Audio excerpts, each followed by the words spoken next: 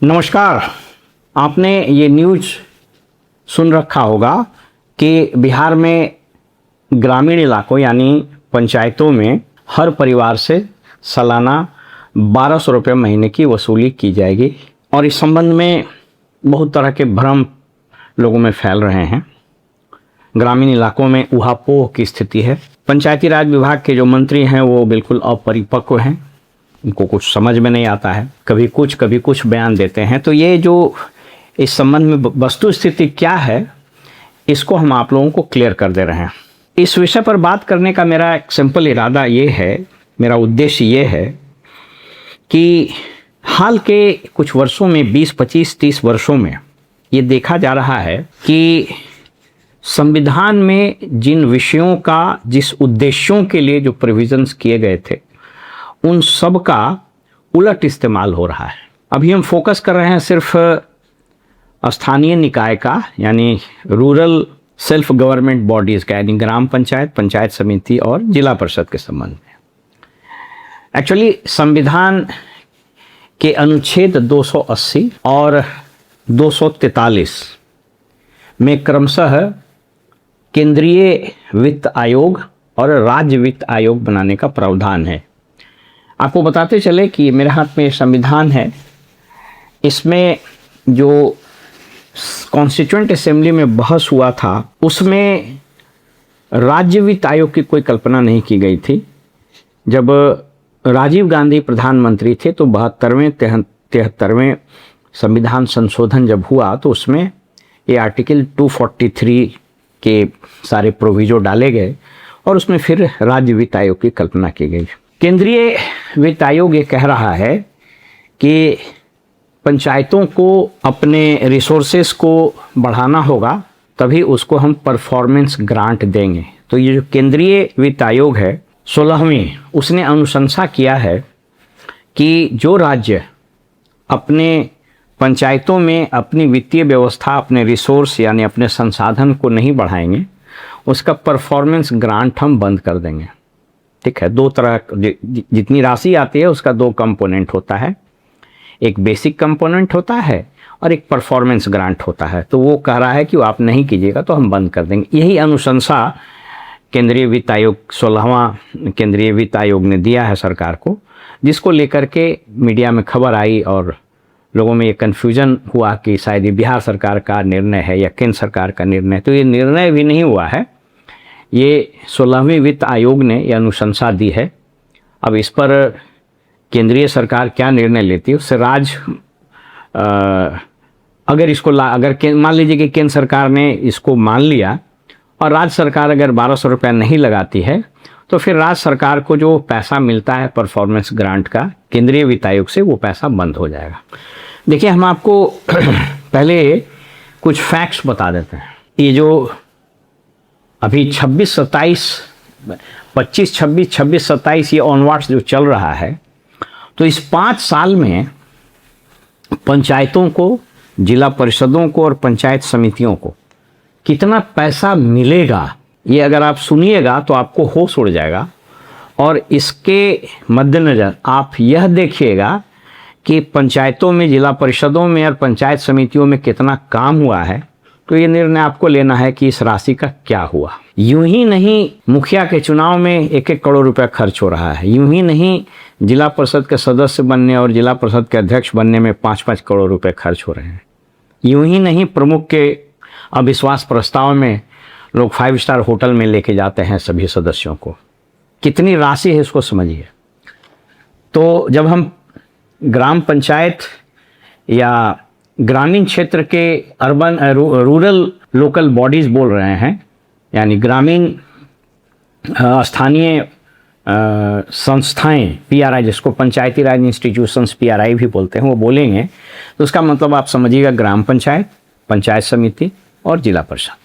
ये मेरे हाथ में 16वें वित्त आयोग में जो पैसा मिलना है उसका एक पूरा लिस्ट है। 16वें वित्त आयोग में अगले 5 साल में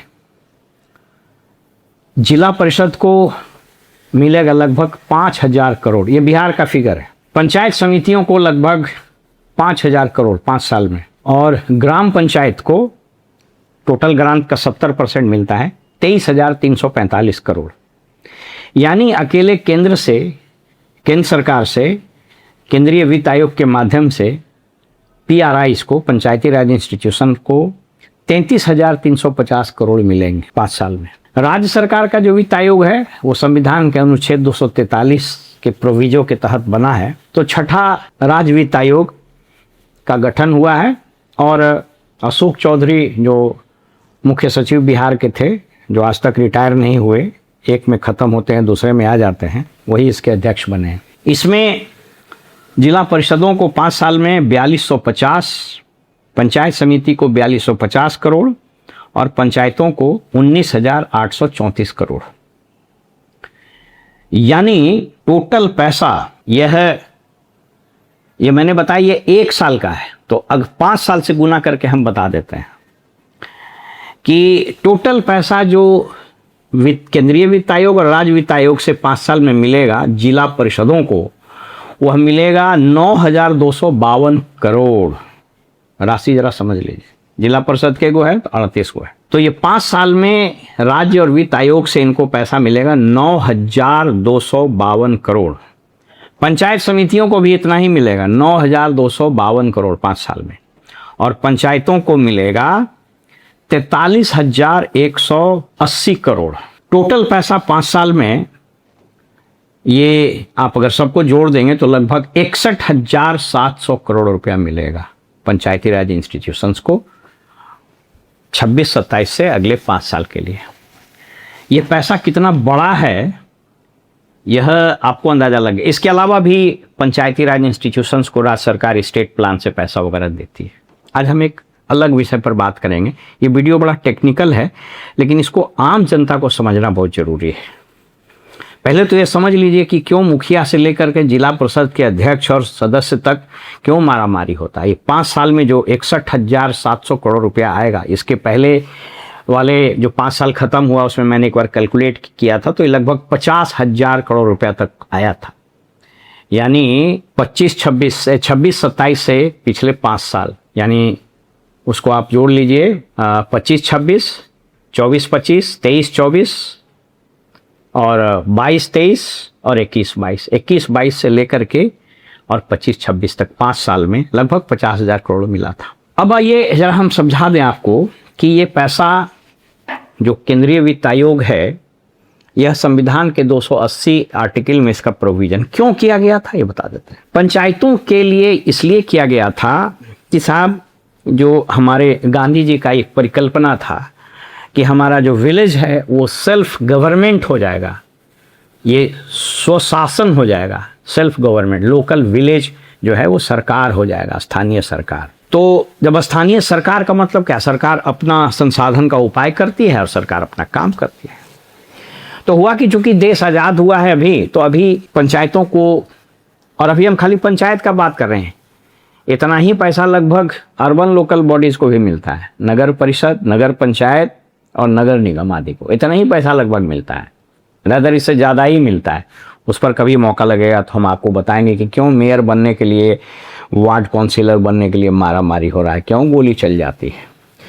तो था कि चूंकि ग्राम पंचायत इतनी सशक्त नहीं है, इसलिए इसको पैरों पर खड़ा किया जाए, तो एक तरह से बैसाखी दिया गया था।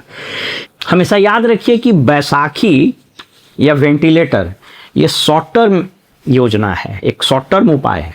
अगर किसी को लगातार बैसाखियों पर खड़ा रखिएगा तो पैर पर खड़ा नहीं होगा। कालांतर में हुआ क्या, तो ये जो पंचायती राज संस्थाएं हैं, इसके मन में और लोगों के मन में भी एक धारणा हो गई कि ये सरकार का एक डिपार्टमेंट है। आज की तारीख में इसके जो निर्वाचित जनप्रतिनिधि हैं वो बात करेंगे कि हम तो स्थानीय सरकार हैं। तो जब स्थानीय सरकार है तो आप इंडिपेंडेंट होइए, आपको टैक्स पेयर्स का पैसा ये वाला भी चाहिए और फिर और सुविधाएं भी चाहिए। तो आप तो सरकार के एक अंग हो गए। ग्राम पंचायत में मुखिया क्या है, पंचायत समिति, पंचायत सेवक का एक एक्सटेंशन है, पंचायत सचिव का। पंचायत समिति के प्रमुख, उप प्रमुख या जो सदस्य हैं वो क्या है, तो बीडीओ का एक्सटेंशन है। यानी एक एडमिनिस्ट्रेटिव यूनिट बनना शुरू हो गया, ये सारे एडमिनिस्ट्रेटिव यूनिट हो गए। जिला परिषद तो डीडीसी के ऑफिस का एक एक्सटेंशन हो गया। अब ये समझिए कि ये जो जितनी राशि है, ये राशि कहाँ से आती है, तो हमारे और आपके जो टैक्सेस सरकार वसूलती है, केंद्र सरकार या राज्य सरकार उस टैक्सेस का पैसा निकाल करके इन लोगों को देती है। और ये लोग सब लोग समझते हैं कि ये तो हमको वैसे ही मिल रहा है जैसे एमपी साहब को 5 करोड़ और एमएलए साहब को 5 करोड़ मिलता है। आप इसको सोच करके देखिए, एक मुखिया को 5 साल में फिनांस कमीशन से लगभग 5 करोड़ यानी साल का 1 करोड़ रुपया मिलता है। अब आप सोच करके देखिए क्यों जितने के साथ बोलेरो, स्कॉर्पियो और सफारी पर लोग घूम रहे हैं। सोच लीजिए क्यों हो रहा है। आप कभी अर्थशास्त्र पढ़ने की कोशिश कीजिए कौटिल्य के, या दुनिया में जितने भी अर्थशास्त्री हुए उसको पढ़ने की कोशिश कीजिए। अर्थशास्त्र का एक थंब रूल है, वो ये कहता है, और कौटिल्य के अर्थशास्त्र ने तो बिल्कुल स्पष्ट कर दिया है, कहता है कि किसी राज्य, किसी देश की जनता के पास अगर ज़्यादा धनराशि रहेगी, उसके पास ज़्यादा धन रहेगा, तो वह राज्य, वह देश ज़्यादा सुखी रहेगा। हमारे यहाँ क्या हुआ, सरकारों ने over a period of time public से इतने तरह के टैक्स वसूले, इतने तरह के टैक्स वसूले कि आज की तारीख में अगर आप कैलकुलेट कीजिएगा तो आप जो भी कमाते हैं उसका लगभग 40 to 50% पैसा सरकार ले लेती है कोई ना कोई टैक्स के हिसाब से। ऐसा नहीं, दुनिया में बहुत जगह टैक्स, बहुत हेवी टैक्सेस, जैसे जर्मनी में सबसे ज़्यादा 60% टैक्स लगता है।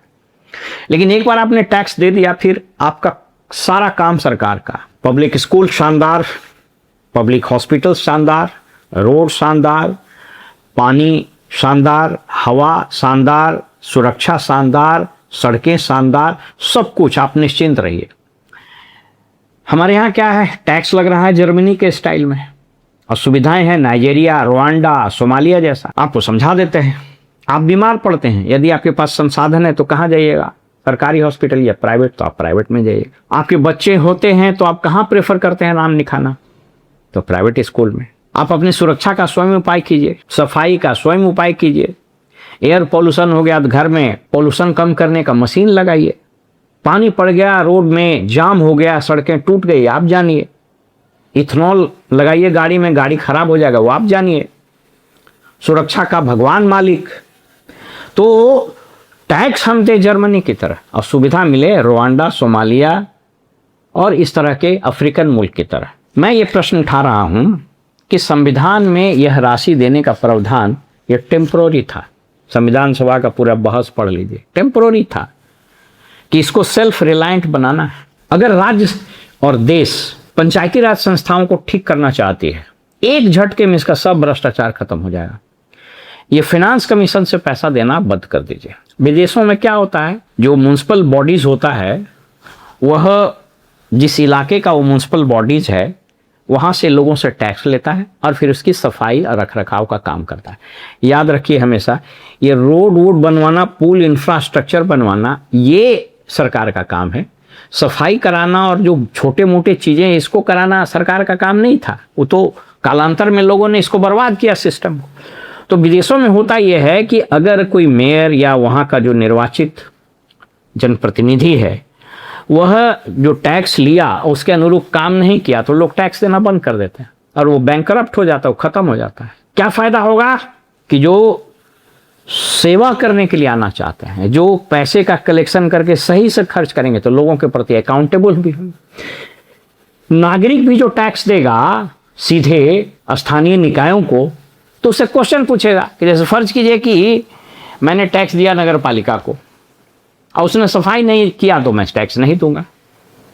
तो यहाँ टैक्स भी हम दे रहे हैं और फिनांस कमीशन से नगर पालिका को पैसा भी मिल रहा है, तो दोनों तरफ से मेरा गला क्यों फंसेगा। मैं बता रहा हूं कि आम जनता से यह मांग उठनी चाहिए कि यह फिनांस कमीशन का धंधा बंद हो, तुरंत बंद हो। यह लूट खसोट का अड्डा बन गया और ये सारी राशि, ये जो सोच करके देखिए 61,700 करोड़ रुपया यह बिहार के आम आदमी के जेब में जाना चाहिए। अब अगर सोच लीजिए कि अगर 61,700 करोड़ रुपया आम लोगों के पास जाएगा तो उसकी कैपेसिटी बढ़ेगी कि नहीं बढ़ेगी। किसी भी राज्य में, किसी भी देश में, किसी भी समाज में खुशहाली तब तक नहीं आ सकती है जब तक आम जनमानस के पास राशि न हो। अगर आम आदमी गरीब रहेगा तो नहीं होगा। इसलिए ये जो लूट का अड्डा बना हुआ है जिला परिषद से लेकर के पंचायत तक, ये एकदम बंद हो। और अगर आपको जीतना है आप जीतिए, आप टैक्स का पैसा वसूलिए और जो आपका मैंडेट है वो करिए काम। ये पैसा नगर निकायों को भी बंद हो, म्युनिसिपल कॉर्पोरेशन, देख रहे हैं मेयर को, उसका बेटा नेता, बेटी नेता, उन्हें ठेकेदारी, उधर ठेकेदारी, ये बंद होना चाहिए। क्यों? माल महाराज के मिर्जा खेले होली। हमारा दोहरा टैक्स ले रहा है, होल्डिंग टैक्स भी आप दे रहे हैं और फिनांस कमीशन के थ्रू भी उसको पैसा मिल रहा है। फिनांस कमीशन में पैसा कहाँ से रहा? हमारा और आपका टैक्स का पैसा है। ये बंद होना चाहिए कि नहीं होना चाहिए? हर नागरिक अपने जेहन पर, अपने मस्तिष्क पर जोर देकर के सोचे कि भारत दुनिया का सबसे अनूठा, सबसे अनमोल देश है कि यहाँ के नागरिक को यहाँ नाक भर नरेटिव दवा दवा के पैसा वसूलते रहिए। रोड टैक्स भी दीजिए, टोल टैक्स भी दीजिए, होल्डिंग टैक्स भी दीजिए, फिनांस कमीशन का पैसा भी दीजिए। माने 50 to 60% पैसा सरकार लेती है। सरकार क्या करने के लिए? आप देख लीजिए, नितिन गडकरी इथेनॉल बनाए, सारी गाड़ियां समाप्त हो रही। बेटा 14 करोड़ से 500 करोड़ का आदमी बन गया। देवेंद्र फडणवीस मुख्यमंत्री भाषण दे रहे थे कि 7,000 करोड़ का टनल बनाए हैं, इंजीनियरिंग का मार्बल है। 7 सप्ताह के बाद पानी पड़ा, ढह गया हमारा और आपका टैक्स का पैसा। जब तक इस देश का नागरिक नहीं खड़ा होगा और इन सरकारों से सवाल नहीं करेगा, नो वर्क नो टैक्स। और इसकी शुरुआत यहां से होनी चाहिए। स्टेट फाइनेंस कमीशन और नेशनल फाइनेंस कमीशन ये इमीडिएट बंद हो। आप सोच करके देखिए ना, ये जो टैक्स सेंट्रल टैक्सेस की जो डिस्ट्रीब्यूशन होता है वो कितना उटपटांग है। जो राज्य सबसे डेवलप, मैं कोई रीजनलिज्म पर बात नहीं करूं, बिहार का हूं, सो व्हाट। क्यों अपाहिज बना दिया बिहार को? इसलिए अपाहिज बना दिया कि पैसा मिल ही रहा है, राज कर रहा है मुख्यमंत्री। 7वां फेल मुख्यमंत्री, 9वां फेल नेता प्रतिपक्ष। पढ़ा लिखा आदमी को आप वोट नहीं दीजिएगा, 5 किलो अनाज 10,000 रुपया मिल गया, बस जिंदाबाद। अरे भाई, जो फिनांस कमीशन है इसकी अब कोई उपयोगिता नहीं है। राज्य सरकारों अपना आप सेल्फ रिलायंट होइए। जो राज्य जितना तरक्की करेगा उस हिसाब से आप पैसा लीजिए, राज्य को चलाइए। तो क्यों तमिलनाडु, कर्नाटका तरक्की करेगा, उसके टैक्स का पैसा आपको क्यों मिलना चाहिए? एकदम नहीं मिलना चाहिए। यह जो फिनांस कमीशन है, राष्ट्रीय फिनांस कमीशन और स्टेट फिनांस कमीशन, यह कुछ और नहीं, यह आम नागरिक के पॉकेट से पैसा निकाल करके और लोगों में हड्डी बांटने का वही उपक्रम है कि जैसे आप खाना खाइए तो मक्खी भिन भिनाएगा, तो मक्खी को बाएं हाथ से भगाइए, दाहिने हाथ से खाना खाइए। अगर आप मछली खा रहे हैं तो कुकुर बिलाए बहुत लग जाएगा, उसको फेंक दीजिए, मछली खाइए। सरकारें वही कर रही हैं। इमीडिएट बंद होना चाहिए। इसलिए फिनांस कमीशन ने जो रिकमेंडेशन किया है, मैं इस रिकमेंडेशन से भी इत्तेफाक नहीं, मैं फिनांस कमीशन से ही इत्तेफाक नहीं रखता हूँ। ये एक बहस का मुद्दा है, इस पर विचार जरूर कीजिएगा कि ये हमारे और आपके राशि विधानसभा और निर्वाचित जनप्रतिनिधियों के लूट का एक साधन बन करके रह जाए, या वो पैसा हमारे पास रहे, हम संपन्न हों, मेरे पॉकेट में पैसा रहेगा, हम और हमारा परिवार। जब हम ही को सब करना है, हम ही को पढ़ाई का इंतजाम करना, हम ही को रोड का इंतजाम करना, हम ही को सुरक्षा का इंतजाम करना है, हम ही को अपने इलाज का इंतजाम करना, तो मेरे पॉकेट में पैसा रहना चाहिए। तो सब मेरे पॉकेट से पैसा भी निकाल लो और फिर हम इंतजाम भी अपने आप करें। आप अपने विचार से हमें जरूर अवगत कराइएगा। यह विषय अत्यंत गंभीर है, बहुत तकनीकी है, लेकिन मैंने आम आदमी को समझाने के उद्देश्य से इस वीडियो में आपसे बात की है। फिलहाल में इजाज़त दीजिए और आप देखते रहिए वॉइस ऑफ रिपब्लिक। नमस्कार।